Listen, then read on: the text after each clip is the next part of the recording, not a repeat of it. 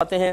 ایک بہن نے پچھلی دفعہ کویشچن کیا تھا کہ اگر 8 بیٹیاں 5 بیٹے ہوں اور 3 بیٹیاں والد صاحب کے انتقال کے بعد ہی فوت ہوئی تھیں تو وراثت کیسے تقسیم ہوگی؟ تو ہم نے آپ کو بتایا تھا کہ جس کی وراثت تقسیم ہوتی ہے اور وہ فوت ہوتا ہے اس کو کہتے ہیں مورث۔ مورث کے انتقال کے بعد اگر کوئی وارث فوت ہوتا ہے تو وہ حقدار رہے گا مطلب وراثت میں۔ ہاں اگر مورث کی زندگی میں کسی کا انتقال ہو جائے تو وہ محروم ہوتا ہے۔ تو لہٰذا مثال کے طور پہ والد صاحب فوت ہوئے اور 8 بیٹیاں اور 5 بیٹے چھوڑے، جس میں 3 بیٹیاں اگرچہ فوت ہوئیں لیکن والد صاحب کی وفات کے بعد فوت ہوئی تھیں، تو ان سب کو پہلے حصہ ملے گا۔ جو فوت شدہ ہیں ان کو زندہ مانے، تو لہٰذا 8 بیٹیاں ہیں اور 5 بیٹے، ایک بیٹا 2 بیٹیوں کے برابر ہوتا ہے، لہٰذا گویا کہ 10 بیٹے اور 8 بیٹیاں 18، یعنی یوں سمجھ 18 حصے کریں گے۔ اب 18 حصوں میں سے ہر لڑکے کو 2 اور لڑکیوں کو 1۔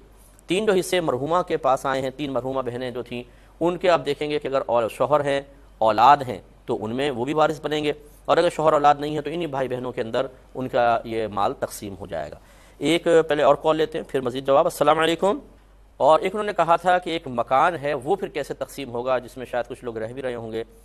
دیکھیں جب وراثت کی تقسیم کی باری آتی ہے، اگر ورثاء فوری طور پہ اپنا حق مانگ رہے ہیں، جیسے ایک مکان ہے مثال کے طور پر، تو پھر لازم ہے کہ اس کو بیچا جائے اور بیچنے کے بعد حقداروں کو اس کا حق دیا جائے۔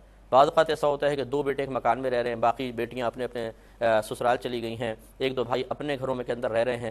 اب جب والد صاحب کا انتقال ہوا تو جو 2 بھائی مکان میں رہ رہے تھے جو حقیقتاً مال وراثت ہے، تو وہ کہتے ہیں ہم کہاں جائیں اپنے بیوی بچوں کو لے کر، لہٰذا جب تقسیم ہوگا تب دیکھا جائے گا، ابھی ہم نہیں تقسیم کر رہے، ابھی ہماری یہ پرابلم ہے۔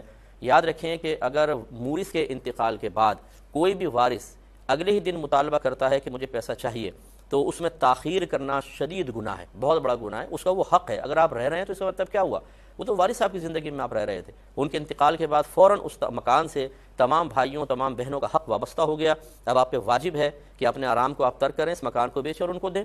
یا دوسری صورت یہ ہو سکتی ہے کہ مثال کے طور پر 8 وارث ہیں، ہر ایک حصے میں 1 لاکھ روپے آ رہے ہیں اور مکان 8 لاکھ کا ہے مثال کے طور پر، تو آپ سب سے کہیں کہ یہ مکان نہ بیچو، ہمارے پاس رہنے دو، آپ کا حصہ اتنا بن رہا ہے نا، میں آپ کو دے دیتا ہوں آہستہ آہستہ، یا تو آپ کیش کی شکل میں دے دیں ان کو، یا پھر اگر فوری طور پہ پیسے نہیں ہیں اور تمام ورثاء راضی ہو جائیں کہ ٹھیک ہے یہ گویا کہ آپ پہ قرضہ ہے، آپ اس سسٹم میں دے دیں، مکان اپنے پاس رکھیں، چلیں آپ ہمارے بھائی ہیں کہاں فیملی لے کر جائیں گے، تو یہ پاسبل ہے۔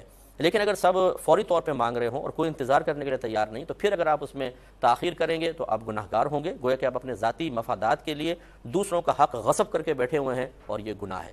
اور یہ باتیں ان لوگوں کو سمجھ میں نہیں آئیں گی جو اس طرح کے فائدے حاصل کر رہے ہیں، بلکہ وہ ہو سکتا ہے کہ مجھے برا بھلا کہنا شروع کر دیں کہ یہ کہاں سے آ کر بیٹھ گئے، یہ تو مولویوں کی اپنی باتیں اور یہ اور وہ ہے۔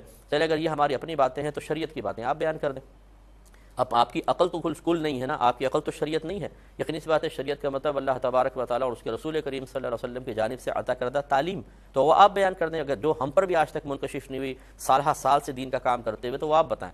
تو اپنے ذاتی مفادات کے لیے انسان بعض اوقات شریعت کو بھی معاذ اللہ ثم معاذ اللہ اپنے راہ میں ایک رکاوٹ سمجھتے ہوئے اس کے اصولوں کو پامال کرنا آسان سمجھ لیتا ہے، لیکن اپنے آرام و آسائش کو اللہ کی رضا کے لیے ترک کرنے کے لیے تیار نہیں ہوتا۔ ایسے لوگ دنیا میں بھی وبال حاصل کرتے ہیں، آخرت میں تو پھنسیں گے اگر اللہ ناراض ہوا تو۔ ایک اور کال